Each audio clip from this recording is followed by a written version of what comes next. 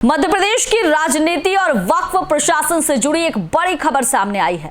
वक्फ संशोधन कानून लागू होने के बाद पहली बार मध्य प्रदेश वक्फ बोर्ड में एक हिंदू सदस्य की नियुक्ति की गई है।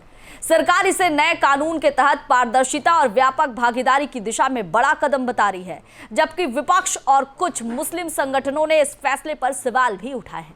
आखिर क्या है पूरा मामला और क्यों इसे वक्फ संशोधन कानून का पहला बड़ा असर माना जा रहा है, आज हम इसी को अपने खास रिपोर्ट पर बताएंगे। नमस्कार, मैं हूं प्रिया खरे और आप देख रहे हैं इंडिया डेली लाइव का डिजिटल प्लेटफॉर्म। वक्फ संशोधन कानून लागू होने के बाद अब उसका असर भी दिखाई देने लगा है। मध्य प्रदेश वक्फ बोर्ड में पहली बार एक हिंदू सदस्य को शामिल किया गया है। इसे नए कानून के तहत बोर्ड की संरचना में हुए बदलाव का हिस्सा माना जा रहा है।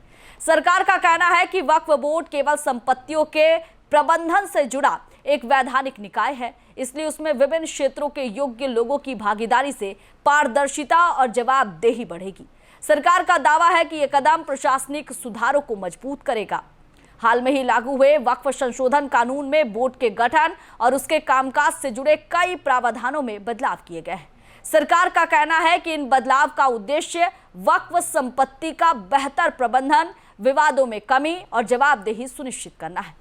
इसी कानून के तहत अब गैर मुस्लिम सदस्यों को भी बोर्ड में शामिल किए जाने का प्रावधान किया गया है। मध्य प्रदेश इस बदलाव को लागू करने वाले शुरुआती राज्यों में शामिल हो गया है। हालांकि इस फैसले को लेकर राजनीतिक बहस भी तेज हो गई है। बीजेपी का कहना है कि यह फैसला पारदर्शिता और सुशासन की दिशा में एक बड़ा कदम है। पार्टी ने दावा किया है कि नए कानून से वक्फ संपत्तियों का बेहतर प्रबंधन होगा और भ्रष्टाचार पर रोक लगेगी।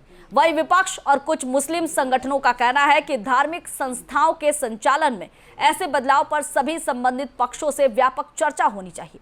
उनका मानना है कि इस तरह के फैसले से समुदाय की चिंताओं को भी ध्यान में रखा जाना जरूरी है। वैसे राजनीतिक विश्लेषकों का मानना है कि आने वाले दिनों में दूसरे राज्यों में भी वक्फ बोर्डों का पुनर्गठन देखने को मिल सकता है। ऐसे में मध्य प्रदेश का ये फैसला एक मिसाल बन सकता है और वक्फ संशोधन कानून के व्यवहारिक क्रियान्वयन की दिशा तय कर सकता है।